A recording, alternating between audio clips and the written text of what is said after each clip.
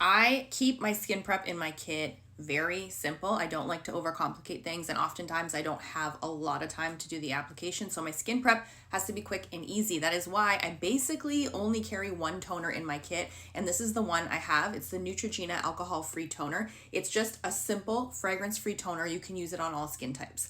I use this when I have clients sit in my chair that really have nothing on their skin, and maybe a little bit of oil from their skin is on the surface. Maybe they've been sweating a little bit. I will use this to prep the skin as the step before I put on their moisturizer. A lot of people prep the skin with micellar water, which I do occasionally as well. And I just find with the micellar water, I think the results are better when I use micellar water to actually remove stuff from the skin. So if they have makeup already on, or if they haven't washed their face properly, or there's some makeup residue around here under the eyes, I'll use the micellar water, then I'll prep with whatever moisturizer I'm using. But if someone shows up in my chair with just clean skin, toner is my preferred way to prep. I also find sometimes micellar water can leave some residue on the skin, which can mess with the foundation application. So if you're looking for a simple toner that will work on a lot of clients, this is the one you want to get.